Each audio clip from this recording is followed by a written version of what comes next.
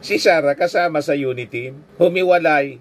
Imbis tulungan niya yung ating Pangulo, kinalaban niya yung ating Pangulo dahil lang sa confidential funds na hindi binigay sa kanya kasi hindi ma-justify yung paggamit. Ito na nga po, yun ang naging dahilan kung bakit siya na-impeach ng Congress. At malamang sa malamang, convicted siya po ng Senado. Pag hindi siya kinonvict ng Senado, iko-convict yung Senado ng mga mamamayang Filipino. Yan ang mangyayari niyan. Kaya kung sinasabi ni Digong na fractured yung ating bansa, ang dahilan po, sila mismo. Ang kaguluhan na sinasabi niya, sila yung nanggulo. Sino pa man po ang nanggugulo dito? Yung mga Muslim sa Mindanao, nakiisa na sa ating gobyerno. Yung mga NPA po, marami na yung nag-surrender. Yung mga militant, pati nga po yung mga congressmen na allied sa mga yung Makabayan Black, sila nga yung nag-sponsor po sa pag-impeach kay Sara. Ito naman po yung bago naming product na binibenta online. iGlow Serum Whitening po siya. Tingnan ninyo yung epekto sa aking anak na architect before and now. Yung mga inquiries po ninyo, dumiretso na lang kayo sa kanyang Facebook account, Riz Maravillas. Dito muna po tayo sa ating joke time bago sa ating mga serious topics. Ito po yung kwento. Isang araw, umuwi sa bahay mula sa eskwelahan itong si Basti. May black eye at may mga pasa. Pagdating sa bahay, tinanong siya ng kanyang tatay na si Diggs. Parang familiar yung mga pangalan. Basti, yung tatay Diggs. Hindi pa ako nagpili nito yung nagpadala. So tanong ng tatay na si Diggs, "Anak, ano nangyari sa'yo? Bakit may mga pasa ka?" Sabi ni Basti, "Binugbog ako tay." Sabi ni Diggs, "Ano? Talagang wala na niyang ginawang mabuti. Yung mga bully dyan sa eskwelahan ninyo." Sabi ni Basti, "Tay, bayaan na po ninyo." Sabi ng tatay, "Hindi pwede. Bukas na bukas, i-report natin yan sa principal nyo." Sabi ni Basti, "Wag na po, tay." Sabi ni Diggs, "Bakit wag? Ano po kasi, ako po yung bully."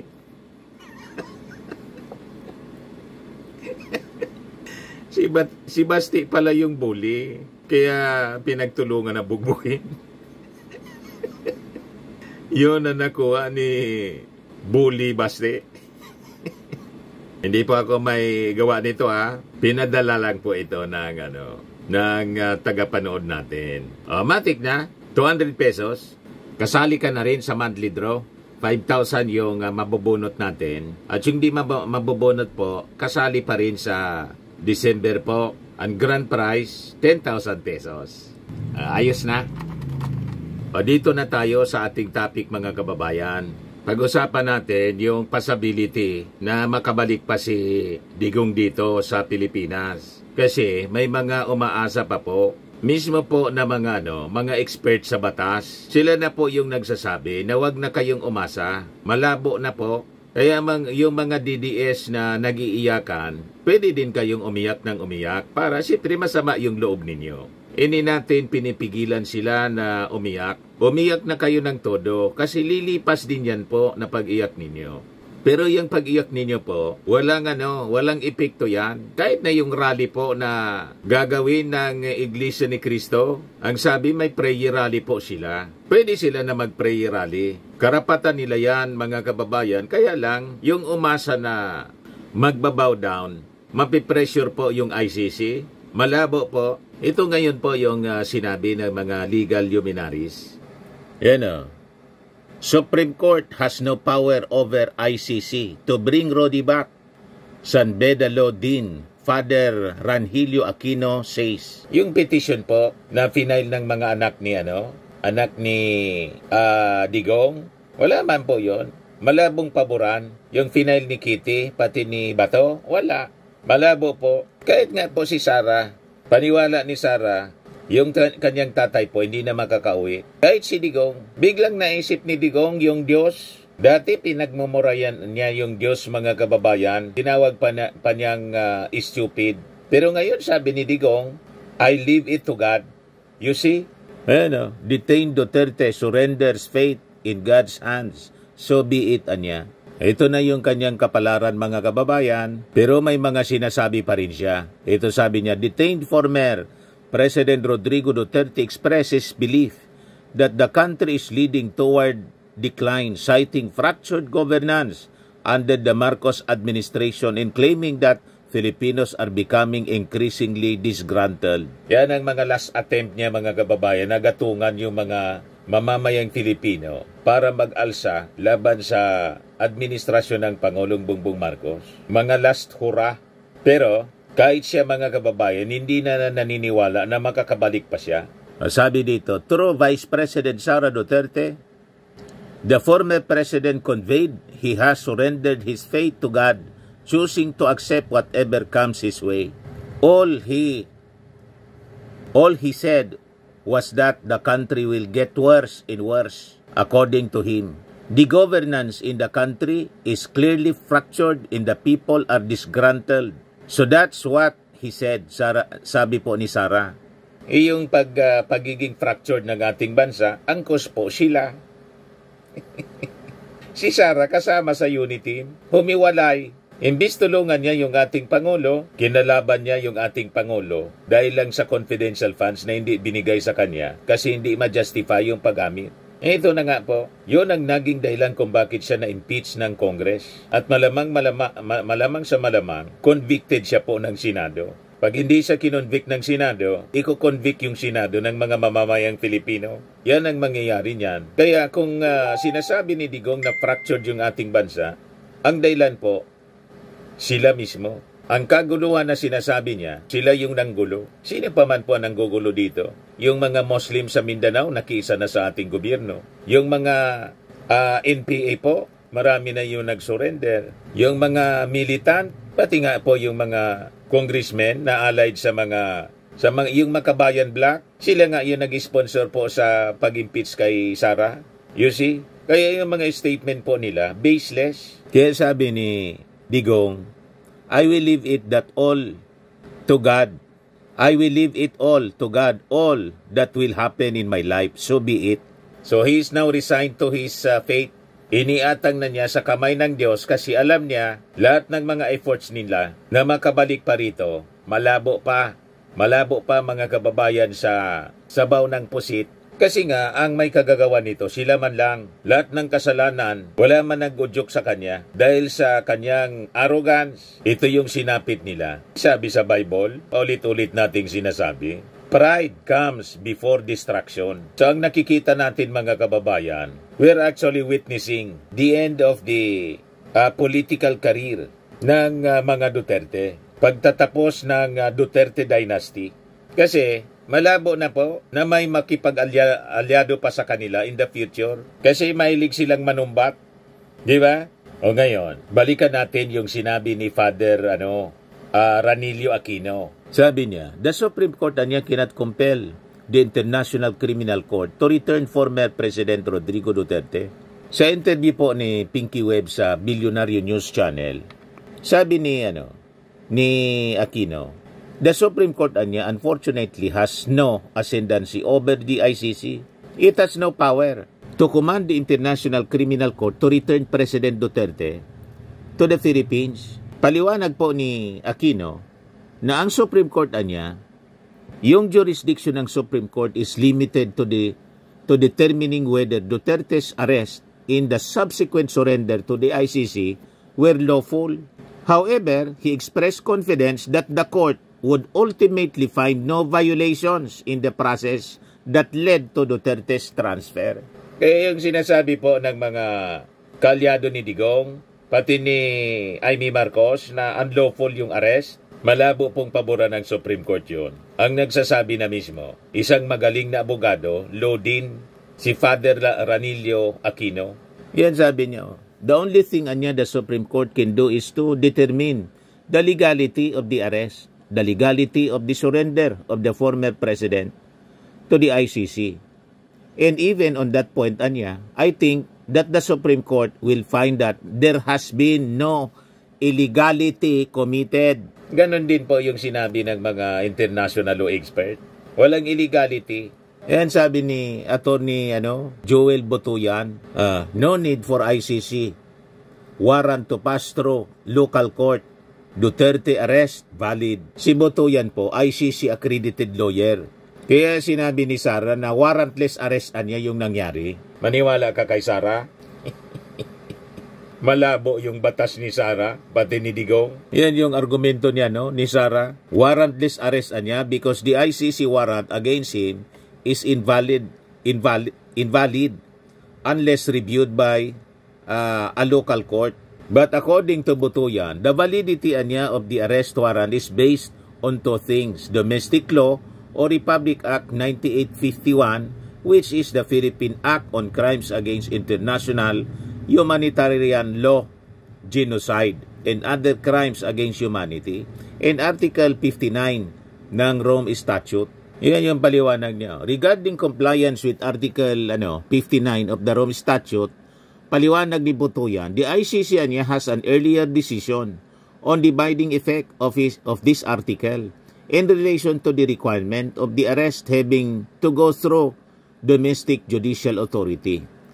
Sabi niya, in 2015 decision niya in the case against Uganda's Dominic Ongwen, the ICC said there is no duty on the arresting country to follow the procedure under Article 59.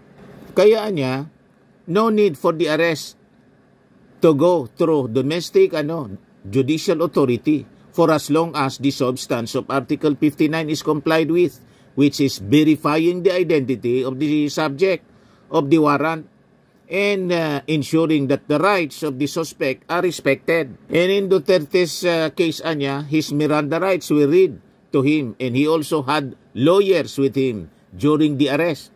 Kaya malabo po yung mga argumento ni Sara Duterte. Alam nila, hindi na makakabalik dito si Digong. Kahit po si dating Supreme Court Senior Associate Justice Antonio Carpio, yun ang sinasabi.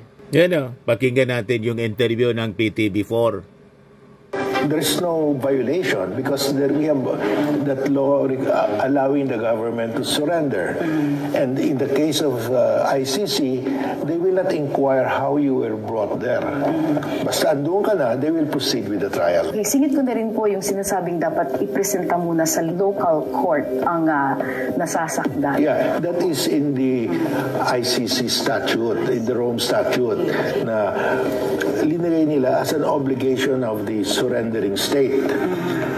Pero that applies if you are a member of ICC. Hindi na tayo member Yung sinurrender natin si Duterte, sinurrender ng government si Duterte, we are no longer a member of ICC. So we don't have to comply with that. So ang umiral po dito ay ang RA 951. Yes. The law that should be relied on that governs now is Republic Act 9851. We surrender. So tapos na po, mga kababayan. Kahit magsirko-sirko pa yung mga DDS dito, kaya ang dapat, mga kababayan, mag-migrate na sila doon sa Netherlands. Si Sara, isa din sa akusado. Si Bongo, si Bato, kasama si Bato. Mga kababayan, in fact, it is just a matter of time. Kaya hindi na makita si Bato ngayon. Hindi na makakampanya. Nagtago na si Bato. You see? Ngayon, sabi ni La Union Congressman Paulo Ortega, si Digong niya maaaring makulong habang buhay. He is facing 43 counts of murder in the crimes against humanity. One conviction alone niya for its count or killing is more than enough to put him away. Sabi po ni Ortega. So paliwanag ni Ortega, sa ilalim niya ng batas ng ICC, ang mga paglilitis kaugnay sa mga kasong mass murder ay tumatagal ng 5 hanggang 6 na taon. At si dating Pangulong Rodrigo Roa Duterte ay may kinakaharap na 43 counts of murder. At least in ICC, we are assured of a very fair trial where nobody, both in the camp of Duterte or even the Philippine government, can exert any form of influence for the judges to rule in their favor. Kasunod nito, muling iginiit ni Ortega na ang kaso ni Duterte ay isang halimbawa para sa mga world leaders na alalahanin na pansamantala lamang ang kapangyarihan nila kung kaya't hindi dapat ito inaaboso. World leaders niya should avoid hubris but should rather practice humility. Presidents come and go, and even dictators fade away too, sabi po ni Ortega. Yung sobrang tiwala, self-confidence po, at kahambugan, ay sabi nga natin sa binanggit natin paulit-ulit, pride comes before distraction. And an haughty spirit before a fall. Ibig sabihin ng haughty spirit, yung arrogance, sobrang pagiging arrogante niya. Yun mismo ang description ng mga Duterte. Kaya tingnan ninyo, yun ang inabot nila. Hanggat hindi nila binago ang kanilang pagkatao, yun ang direksyon talaga, mga kababayan, pati ng kanilang mga supporters. Yun ang direksyon na kanilang kahihinatnan. Hindi yan po, tawag dito sa amin, bubuklason. Ano ba yun sa Tagalog? Ang ibig kong sabihin, yun ang talagang destino. Distraction ang destino po ng isang tao na masyadong arugante. Yun ang ibig sabihin ng sinabi ni King Solomon sa Proverbs 16:18. Pride comes before distraction and a haughty spirit before a fall. Naintindihan na ninyo mga DDS? Kaya, ang unsolicited advice ko sa inyo, tigilan ninyo ang pagiging arugante. Ang tatapang ninyo Masyado ninyong in-underestimate ang kakayahan ng ating Pangulong Bongbong Marcos. So ito ngayon ang inabot ninyo. Nasobrahan kayo kasi ang tingin ninyo, dahil mabait yung ating Pangulong Bongbong Marcos, hindi masasagad yung kanyang kabaitan. Nasagad po. Pati nga kay Superate, nasagad na yung ating Pangulo. Nilaglag tuloy. Hindi na in-endorse. Malamang matalo.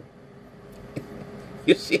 Ngayon, magpiprayer rally yung Iglesia ni Cristo. Kung ako sa inyo, manahimik na lang po kayo. Sabi diba sa Bible, render unto Caesar's what is Caesar's, and unto God what is God's. Pabayaan ninyo ang ating gobyerno na magtrabaho ng kanyang trabaho. At yung trabaho ninyo, o di doon din kayo mag-focus.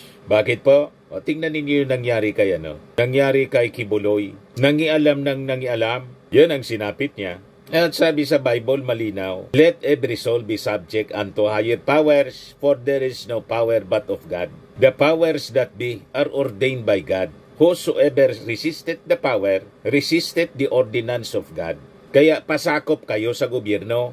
Yan ang malinaw dyan. Ang mga Duterte, wala na. Hindi sila ang gobyerno. Ang administrasyon ngayon, Marcos, siya ang presidente ngayon, pasakop kayo. Yan ang unsolicited advice natin. Hindi kayo magkakamali pag ganun ang ginawa ninyo. At itong ating programa mga kababayan, atin sa inyo nitong ating mga sponsors. Fairmax Framing and Lifting Cream. Pinapay po sa mga pulses in affected area. Mainam po ito sa mga pains at paninigas ng mga kaso-kasuan. Ito sa mukha naman yung application, anti-aging, Automax po siya. Ito ay Glow 60 mga kababayan. Whitening po siya. Made in South Korea. Ito naman po, Ningxia Red Mix Fruit Drink. Gawa po siya sa goji berry. May anti-cancer properties po siya. At sa mga nagana po ng malinis and spacious fitness gym, pumunta lang po kayo sa aming Colossal Fitness Gym. May Grab Car Rental din po kami. At bills payment po sa aming office. At saka sa mga mahilig po sa mga imported bags, manood po kayo sa live selling ni Madam Aileen Rosales sa kanyang Aileen Closet po. Pati mga shoes, ito yung kanya po. Ito yung kanyang page. Kita ninyo, napakagandang mga online selling po siya.